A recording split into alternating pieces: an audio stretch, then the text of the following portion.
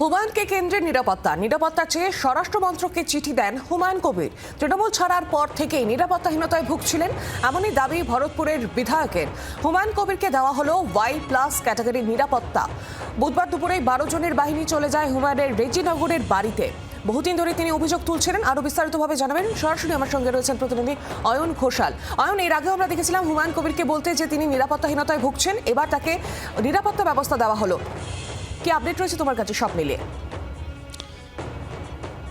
একাধিক নিরাপত্তা কর্মী ইতিমধ্যেই হুমায়ুন কবিরের রেজিনগরের বাড়িতে পৌঁছে গেছেন। গতকাল দুপুরে, টু বি স্পেসিফিক, 11 জন কেন্দ্রীয় আধা সেনা তারা হুমায়ুন কবিরের রেজিনগরের বাড়িতে গতকাল তার নিরাপত্তা সংক্রান্ত কাজে তাকে রিপোর্ট করেছেন। 11 জন নিরাপত্তা রক্ষী, যার অর্থ তিনি Y+ নিরাপত্তা পাচ্ছেন। কেন্দ্রের যে নিরাপত্তার প্রোটোকল রয়েছে তাতে Y+ একটি অত্যন্ত সংবেদনশীল এবং গুরুত্বপূর্ণ নিরাপত্তা প্রোটোকল। সবথেকে গুরুত্বপূর্ণ প্রশ্ন, হুমায়ুন কবির তিনি অ্যাপিল করেছিলেন, আবেদন করেছিলেন কেন্দ্রের কাছে যাতে তাকে নিরাপত্তা দেওয়া হয়। কেন্দ্র তাকে নিরাপত্তা দিল।